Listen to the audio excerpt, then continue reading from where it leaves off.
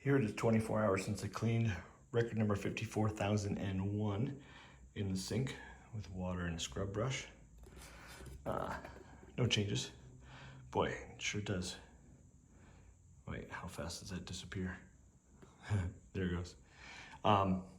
Yeah, no changes. And of course that stuff is still in there. And got a request to play the other side. We'll see what that is like with that stuff on it.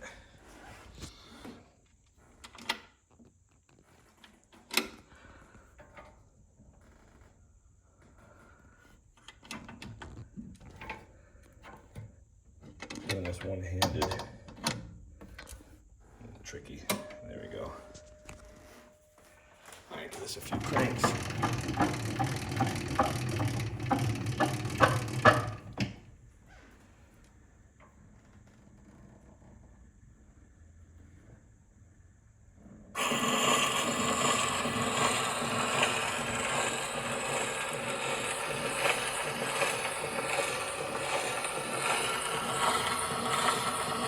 Verdi, who was born in 1813 and died in 1901, is considered the grand old master of Italian opera, its most eminent exponent. His style, like most composers, changed as he grew older and more experienced, but all his work seems almost equally popular and beloved by everyone. His operas may be divided into three classes. The first contains a number of his early productions, really only preliminary to his later success. None of these brought him much fame, with the possible exception of Hernani, produced in 1844. The second period, his most brilliant, was ushered in by Rigoletto, which was brought out in Venice in 1851. It was quickly followed by Il Trovatore, La Traviata, and many others, which put Verdi on the very pinnacle of fame.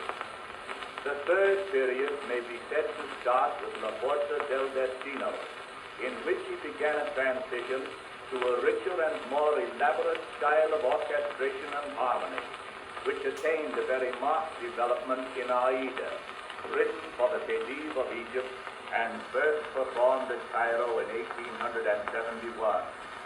The influence of Wagner, whom Verdi admires, is generally admitted to be noticeable in the latter opera to a considerable extent. Rigoletto, adapted from Victor Hugo's drama, The King Amuses Himself, is a rather repulsive story, but it has great melodramatic possibilities. The famous quartet, which is given on the other side of this record, is sung in the opera in Act 3. The scene shows both sides of a wall in front of a country tavern. The Duke and Madalena are in the garden, exchanging tender addresses and coquetry. While listening to them outside the wall, stand Rigoletto, the court jester, and his daughter Gilda, who has been betrayed by the Duke. The quartet is a wonderful masterpiece in its interweaving of emotions. The tender love-making of the pair in the garden, the heart-broken sobs of Gilda, and the awful cries of vengeance of her father are combined with the hand of genius, which makes this one of the most wonderful operatic pieces ever written. The four artists who sing the quartet for us here are all leaders in the operatic and concert world. Alice Verley, the Belgian soprano, is perhaps best known abroad. In Brussels, Paris, and London, she has achieved many triumphs, for her voice is without question one of the finest possessed by any living singer. Merle Alcock is an American concert contralto who is in the first rank. Her voice is well known to Edison owners who admire tremendously its rich, velvety quality.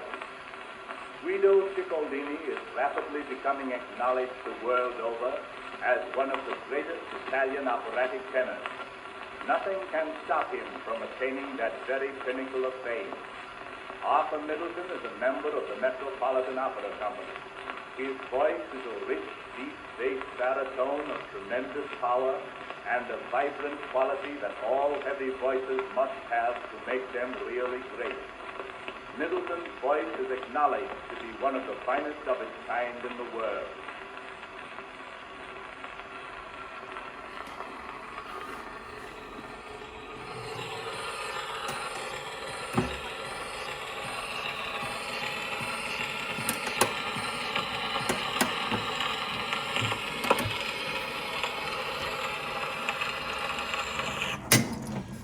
Well, I certainly wasn't expecting that. But I guess it makes sense. What else do you put on the other side of a heavily publicized record? Anyway, it plays better than I thought it would, for sure. But there it is. Disc 54,001 Quartet from Rigoletto.